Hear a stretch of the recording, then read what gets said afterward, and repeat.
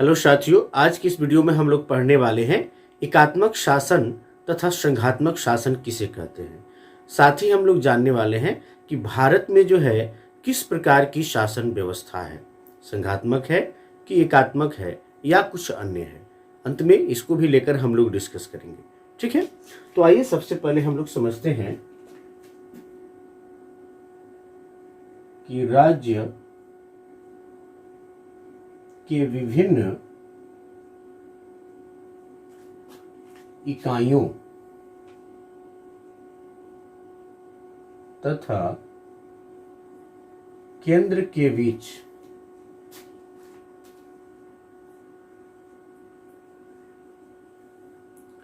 सत्ता के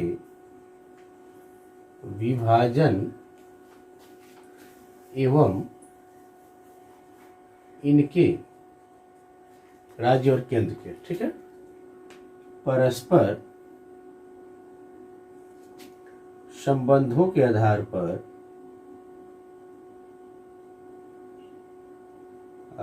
पर शासन दो प्रकार का होता है।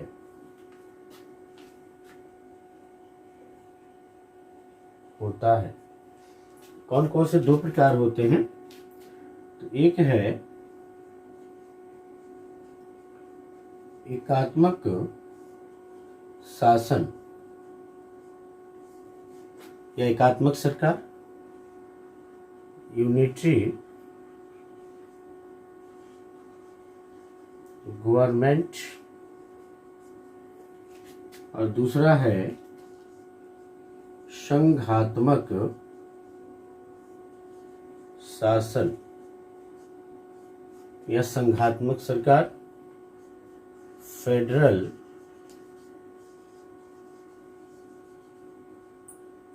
गवर्नमेंट। ठीक है, तो आइए सबसे पहले हम देखते हैं एकात्मक शासन किसे कहते हैं।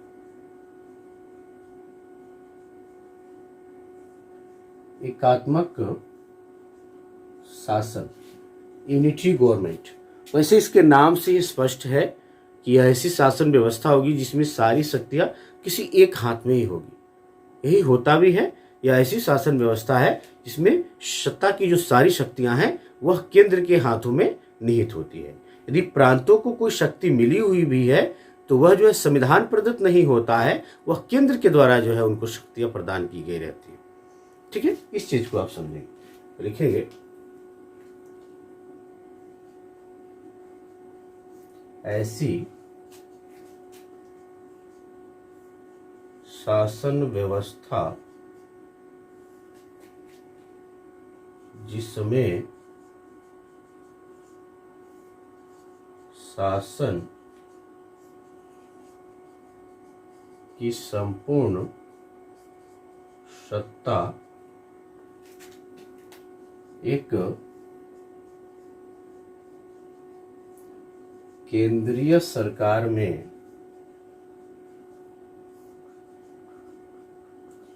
निहित होती है।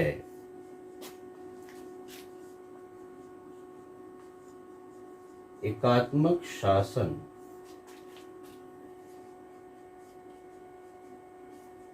कहलाती है। यदि स्थानीय सरकारों को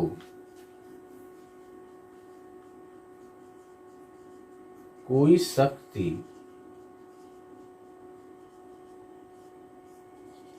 दी गई होती है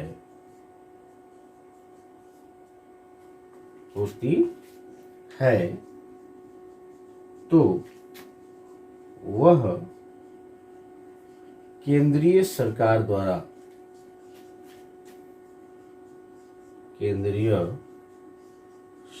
द्वारा प्रदत्त होती है या केंद्रीय सरकार पर। यानी स्थानीय सरकारों को यदि कोई शक्ति दी गई है, उसके पास कुछ पावर दिखाई दे रहा है, तो वो कौन देता है? केंद्रीय सरकार ही जो है उनको शक्ति देने का कार्य करती है। ठीक है, आइए डायसी महोदय क्या कहते हैं एकात्मक शासन के बारे में, उनके कथन को जानते हैं, उनकी परिभाषा को जानते हैं। वे कहते हैं कि एक केंद्रीय शक्ति द्वारा सर्वोच्च कानूनी अधिकार का प्रयोग ही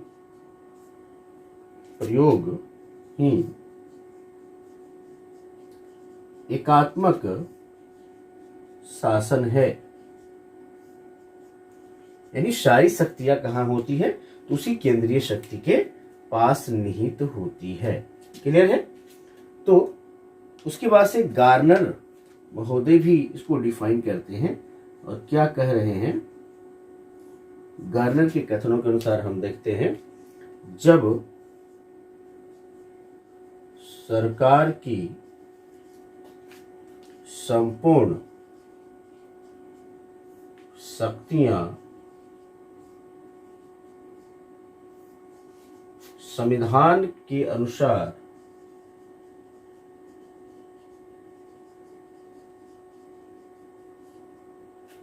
या संविधान द्वारा एक ही केंद्रीय अंग को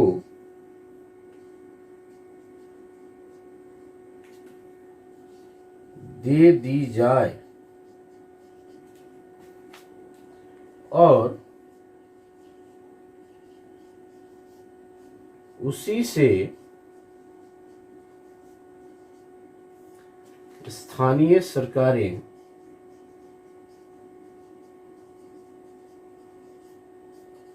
अपनी शक्ति प्राप्त करें,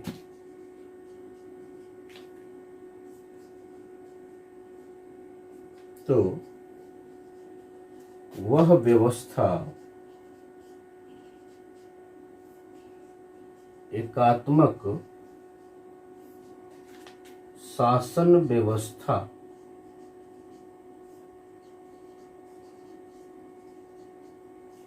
होती है या कहलाती है। ठीक है? किन किन देशों में जो है एकात्मक शासन है? जैसे ब्रिटेन है, फ्रांस है, इटली है। जैसे बात करें हम लोग Britain, France, Italy, Belgium, Japan आदि जो है, इन देशों में एकात्मक शासन व्यवस्था। ठीक है? इसके बाद हम लोग इसके गुण और दोष की बात करेंगे।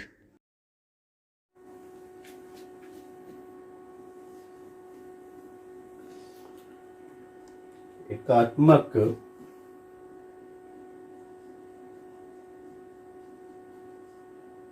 शासन की विशेषताएं। पहले हम विशेषता की बात कर लेते हैं, फिर जो है इसके क्या गुण हैं, इसके क्या दोष हैं, उसकी भी बात की जाएगी। पहली विशेषता हो जाएगी बाबू कि संपूर्ण शक्ति जो है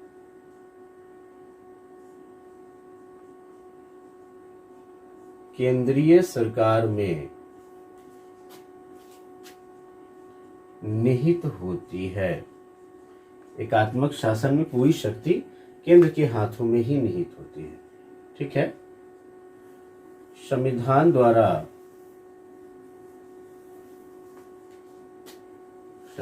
द्वारा शक्ति का विभाजन नहीं होता है। यानी यहां संविधान जो है सारी शक्तियां केंद्र को प्रदान कर देती है। तीसरा है एकल नागरिकता। चूंकि जो है एक ही संविधान होता है और एक ही सरकार होती है।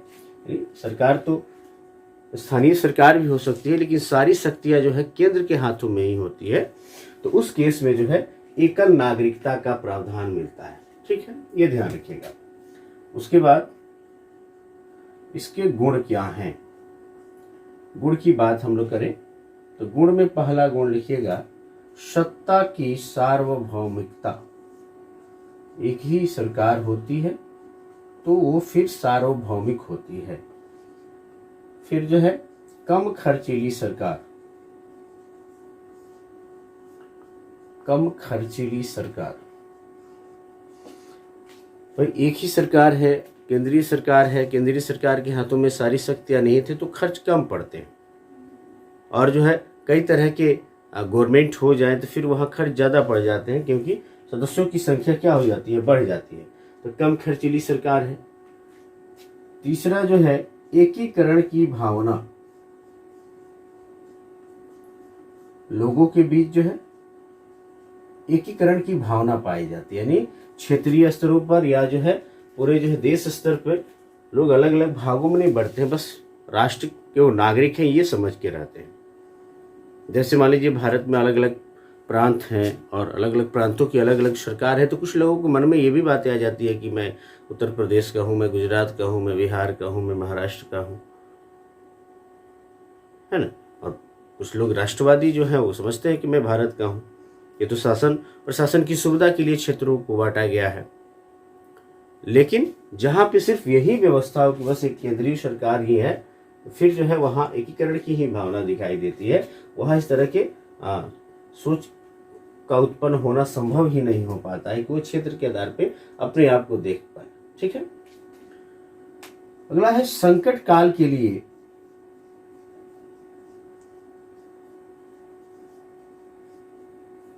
अधिक अनुकूल। यह जो एकात्मक जो शासन है, एकात्मक सरकार जो होती है, संकट काल के लिए अधिक अनुकूल होती है। संकट काल के समय में जो है क्विक डिसीजन लेने होते हैं, और चूंकि अकेले इसके हाथों में सारी शक्तियां निहित है, तो उस तरह से जो है वो निर्णय ले लेती है। निर्णय लेने में जो है डिले नहीं होता है, देर नहीं होता है, इस तरह की बातें होती है। संकट काल के लिए अधिक अनुकूल होता है। फिर अगला गुण छोटे राज्यों के लिए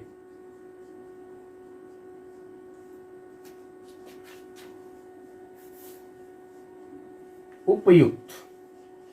बड़े राज्यों का शासन प्रशासन जो है इस आधार पे एकात्मक शासन व्यवस्था के आधार पर नहीं किया जा सकता है, छोटे राज्यों के लिए उपयुक्त होता है, वहां आसानी से शासन प्रशासन का कार्य किया जा सकता है। ठीक है, इसके बाद आइए इसके दोष को देखते हैं, क्या क्या दोष हैं। एकात्मक शासन व्यवस्था के दोष भी हैं। पहला दोष है, क्योंकि सारी शक्तियां जो है केंद्र के हाथों में निहित होती है, तो यह हमेशा डर बना रहता है कि कहीं वो निरंकुश ना हो जाए, है ना। तो केंद्रीय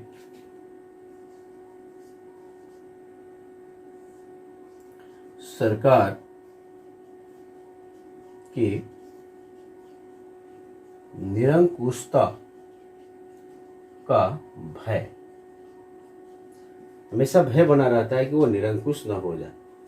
फिर जो है अकुशल शासन,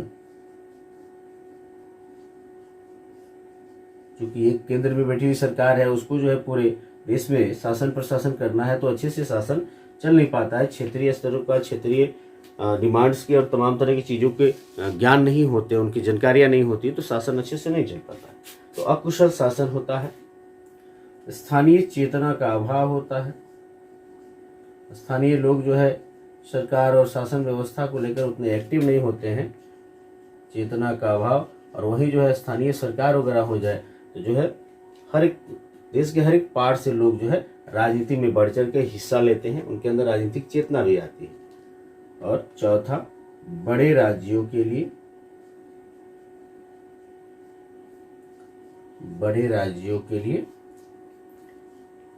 अनुपयुक्त, यानी जो है इस एकात्मक शासन व्यवस्था के द्वारा बड़े राज्यों में शासन प्रशासन का कार्य नहीं किया जा सकता है। ठीक है, तो इसको भी मैं अब क्लीन करता हूं। इसके बाद हम लोग संघात्मक शासन को जानेंगे। संघात्मक शासन।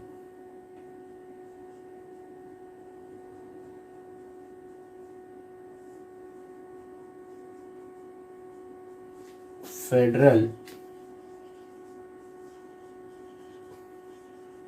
गवर्नमेंट।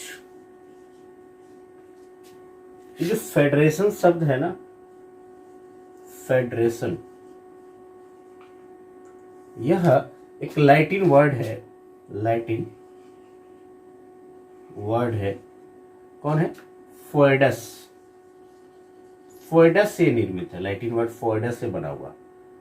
कौन? फेडरेशन। फोएडस का मीनिंग क्या होता है? फोएडस का मीनिंग होता है ट्रीटी। ट्रीटी में होता है संघ, एग्रीमेंट या एग्रीमेंट, समझौता।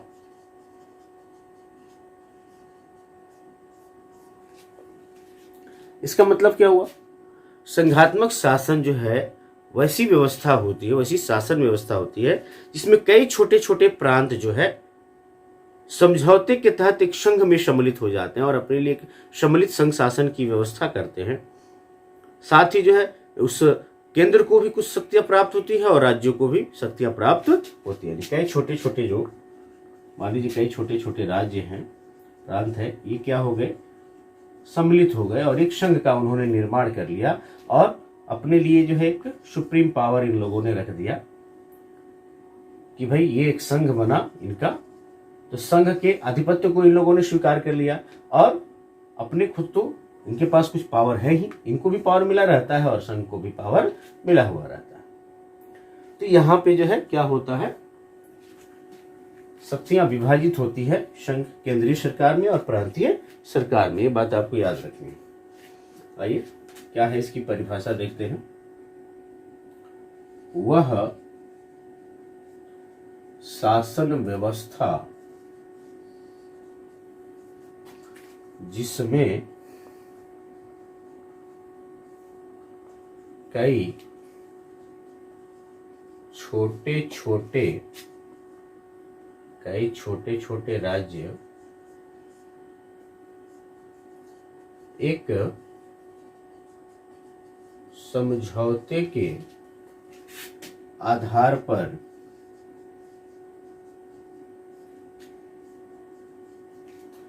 एक संघ में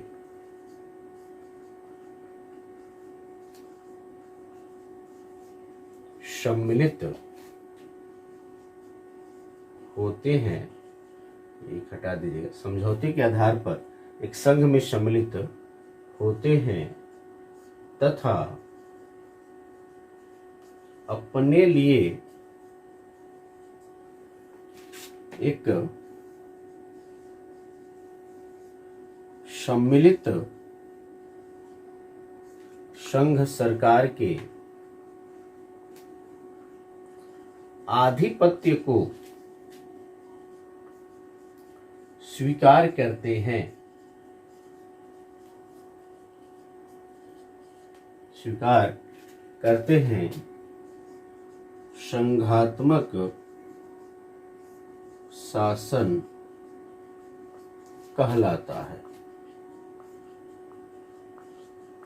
ठीक है, इसमें होता क्या है कि संविधान द्वारा जो है, संविधान में ही ये प्रावधान होता है, संविधान में ही ये दिया गया रहता है कि यहाँ शक्तियां जो है बटी हुई रहेंगी। शक्तियों का विभाजन यहाँ दिखाई देता है, कार्यों का भी विभाजन दिखाई देता है। ठीक है, तो संविधान द्वारा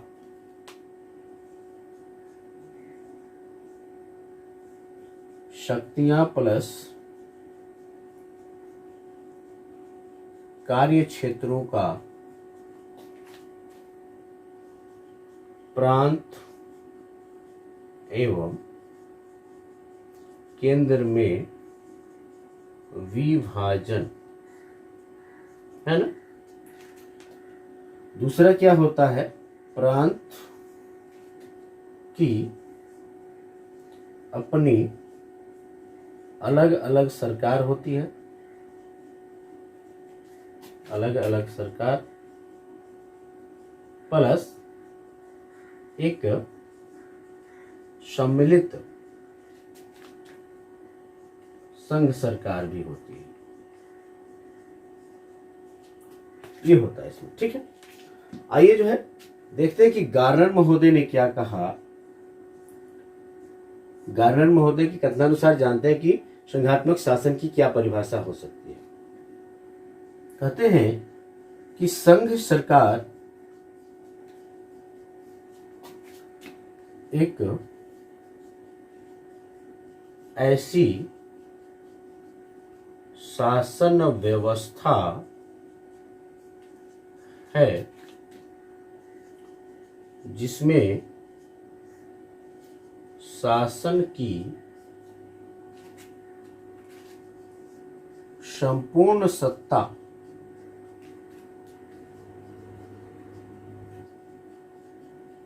राष्ट्रीय सरकार तथा उन राज्यों के सरकार में विभाजित व वितरित होती है, जिससे मिलकर वह संघ निर्मित होता है। ये गार्नर महोदय का कहना है कि भाई संघ सरकार है क्या? संघ सरकार एक ऐसी शासन व्यवस्था है जिसमें शासन की जो संपूर्ण सत्ता है राष्ट्रीय सरकार और उन राज्यों की सरकार में विभाजित होता है, जिन राज्यों के मिलने से क्या बनता है? संघ का निर्माण होता है। ठीक है, तो इसका स्क्रीनशॉट ले लेंगे या नोट कर लेंगे। आइए इसके विशेषताओं को और फिर जो है हम गुण और दोष की बात करते हैं। आइए विशेषताएं जानते हैं संघात्मक शासन की विशेषताएं।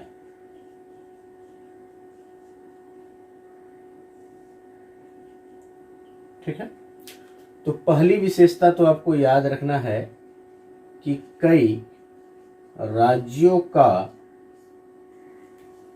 एक संघ में शामिल होना। कई राज्य जो है मिलकर एक संघ बनाते हैं। ठीक है, दूसरा जो है शक्तियों का विभाजन। इसमें शक्तियां क्या होती है? बटी हुई होती है। संविधान के द्वारा जो है शक्तियों का और उनके कार्य क्षेत्रों का विभाजन किया जाता है। क्योंकि शक्तियों का विभाजन रहता है कि भाई कहाँ किस काम के लिए केंद्र सरकार को शक्ति प्रदान की गई है, किसके लिए जो है राज्य सरकार को शक्ति दी गई है। कुछ ऐसे काम होते हैं जहाँ पे जो है दोनों को शक्तियाँ प्राप्त होती है, तो इसके लिए तो एक लिखित संविधान होना चाहिए, है ना। तो तीसरा इसकी विशेषता है लिखित, और लिखित संविधान होने के साथ साथ कठोर संविधान होना भी चाहिए, कठोर भी होना चाहिए, लिखित व कठोर संविधान। जहाँ पे एकात्मक शासन व्यवस्था है वहाँ संविधान लिखित हो या अलिखित हो कोई फर्क नहीं पड़ता है, क्योंकि एक ही सरकार है और उसी को शासन प्रशासन का कार्य करना है, तो वहाँ कोई मतभेद होने वाली नहीं है, वहाँ कोई दिक्कत नहीं आने वाली है। लेकिन संघात्मक शासन में जो है लिखित संविधान जरूर होना चाहिए और साथ ही संविधान कठोर भी होना चाहिए। ठीक है, उसके बाद से संविधान की सर्वोच्चता भी होनी चाहिए। संविधान की सर्वोच्चता भी होती है यहाँ पे, और साथ ही जो है न्यायपालिका की सर्वोच्चता। क्योंकि ये दोष के अंतर्गत हम लोग पढ़ेंगे कि जो संघात्मक शासन व्यवस्था है उसमें केंद्रीय और प्रांतीय सरकारों में अक्सरतः मतभेद होते रहता है। तो फिर उस मतभेद के निपटारा के लिए वे लोग जो है न्यायपालिका की शरण में जाते हैं, और न्यायपालिका जो है इनके मतभेदों को दूर करने का काम करती है। तो फिर तो वो तो सर्वोच्च हुई ही।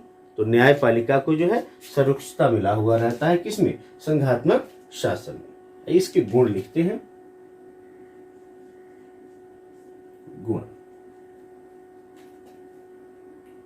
पहला है स्वतंत्र अस्तित्व तथा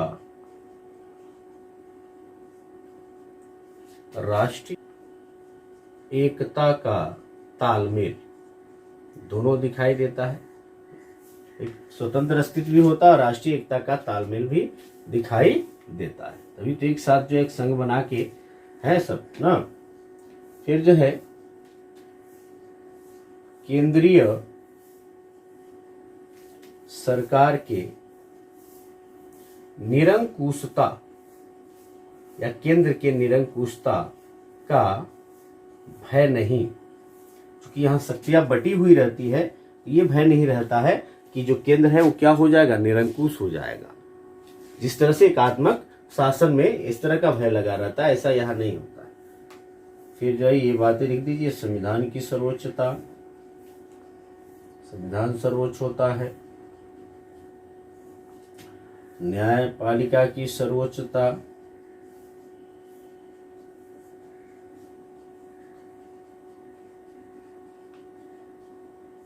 ठीक है। राजनीतिक चेतना, लोगों के बीच जो है राजनीतिक चेतना दिखाई देती है। मौलिक अधिकारों की रक्षा, मौलिक अधिकारों की रक्षा हो पाती है, मौलिक अधिकारों का हनन नहीं होता है यहाँ पे। उसके बाद से जो है कुशल शासन, क्योंकि शासन व्यवस्था बटी हुई रहती है इसीलिए अच्छे से शासन प्रशासन का कार्य हो पाता है। और बड़े राज्यों के अनुकूल, बड़े राज्यों के अनुकूल, ये भी याद रखना है, ये जो है बड़े राज्यों के अनुकूल है। बड़े राज्यों का शासन जो है एकात्मक शासन व्यवस्था के अंतर्गत नहीं चल सकता है, संघात्मक के द्वारा ही चल पाएगा, ठीक है। तो ये सब इसके गुण हो गए। आइए इसके दोष को यहां हम लिख लेते हैं। दोष क्या क्या है?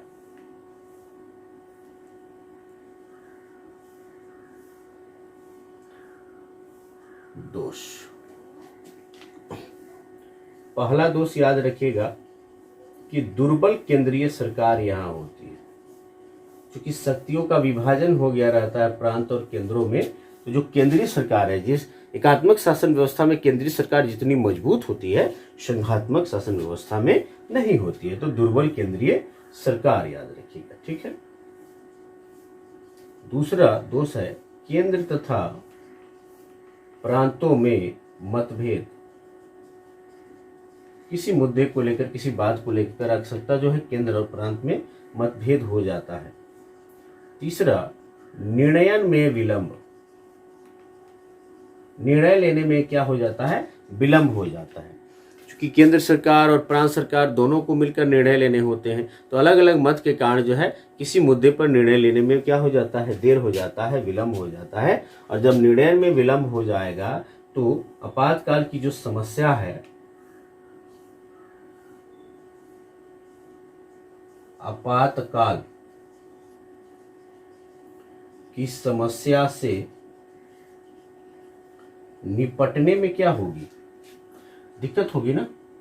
तो यहां जो है आपातकाल की समस्या से निपटने में दिक्कत हो जाती है। अगला दोष है राष्ट्रीयता की भावना में कमी, दोहरी नागरिकता,